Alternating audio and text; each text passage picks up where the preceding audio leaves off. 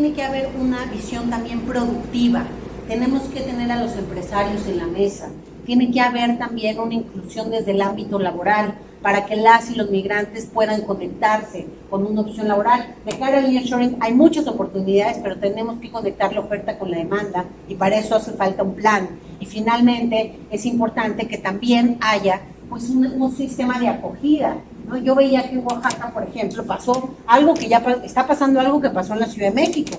Es decir, en la Ciudad de México el tema migratorio era una subsecretaría y de pronto lo volvió una dirección chiquitita. Y eso ha generado muchas problemáticas. Hoy tenemos más de 6 campamentos y hay 3 personas en la Ciudad de México, en el gobierno, que se encargan del tema y no pueden con eso. Entonces, aquí veo que también lo acaban de reducir y ojalá que eso se repiense, porque es muy importante que sí haya realmente autoridades encargadas del tema y que pues se pueda atender este tipo de campamentos, porque en lo contrario también se generan círculos de xenofobia y de racismo, porque al vecino que se le pone un campamento enfrente pues ya no le gustan los migrantes. Entonces es muy importante que haya también un servicio a lo mejor pues de albergues, de paso o alguna forma, pero que sí evitemos también este tipo de cuestiones en desorden, porque eso pues es parte también de la política migratoria y también del trato humanitario que tienen que tener. En eso, en la calle están en condiciones realmente inhumanas y repitiendo que hay muchos niños y niñas, pues esto se vuelve muy inviable. Entonces yo creo que es una migración con un modelo productivo adecuado y con un tema humanitario de acogida y de gestión migratoria inteligente. Y con eso termino. Muchas gracias, Metepec. Estuve ahí porque el Instituto Nacional de Migración puso una carpa muy grande en donde iba dando las visas de tránsito humanitario, que por cierto han dejado de dar también esas tarjetas de tránsito humanitario, y si ustedes se fijan en las cifras, pues sí, ha habido una reducción en los últimos meses en el fenómeno migratorio, porque no se han dado esas tarjetas y porque también Estados Unidos ha limitado un poquito más las citas para el CBP-1, que es la forma de entrar a Estados Unidos. Entonces, bueno, eso también es importante. Y primero te respondo lo de los mexicanos, porque no lo dije y es importante. Es cierto, hace 20 años México iba mucho a Estados Unidos, o 30 años. Entonces, éramos el principal país de llegada a Estados Unidos, ¿no? Entonces, ahí es donde se da el fenómeno migratorio muy importante en nuestro país, principalmente por la pobreza, por la falta de oportunidades. Después hubo una década, 10 años, donde se hablaba de una tasa cero. ¿Qué significa esto? Que eran más mexicanos los que regresaban que los que se iban. Entonces, México ya no era el principal país de migración hacia Estados Unidos, era Guatemala, era Honduras, era Centroamérica, sobre todo, ¿no? Pero ¿qué pasó?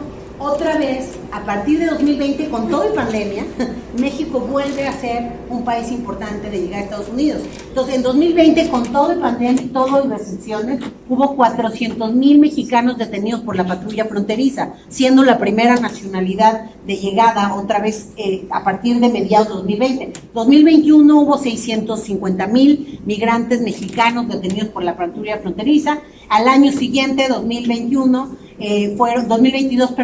casi 850,000 mexicanos, y en los siguientes años van cerca de 800,000 mexicanos detenidos cada año por la patrulla fronteriza, siendo el primer país de llegada. ¿Y por qué menciono esto? Porque sí cambió, no son los mismos mexicanos que hace 20 o 30 años, porque el principal motivo hoy no es el tema económico. El principal motivo que hace que los mexicanos se vayan de México es la violencia, es el riesgo a perder la vida, es la amenaza del crimen. A nosotros nos ha tocado atender familias completas de Michoacán o de Guerrero que ya le mandaron la cabeza de un pariente, que ya le hicieron algo, y por eso huyen todas estas personas. Ni qué decir de Zacatecas, ¿no? O sea, Zacatecas es tierra de nadie. Entonces, ahí incluso yo estuve participando con los legisladores en la ley de desplazamiento interno, estos que se van de un municipio a otro, y los presidentes municipales estaban narrando y pasaban unos videos de cómo la gente estaba custodiada por el ejército mexicano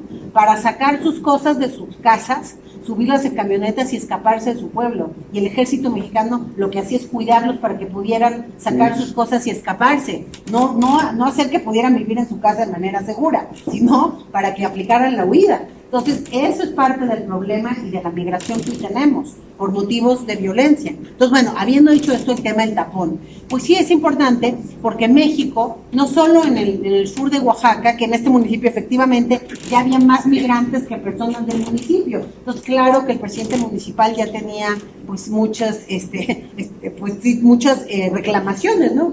En torno al tema. Pero al mismo tiempo, cuando se fueron los migrantes, también hubo otras expresiones de que querían que volvieran, porque ya también la gente del municipio les vendía comida, les vendía un montón de cosas y se volvieron pues un motor también económico en el lugar que de pronto se fue. Entonces pasaron las dos cosas, porque a mí me tocó ver cómo la gente del lugar decía, no, pues yo ya estaba vendiéndole muy bien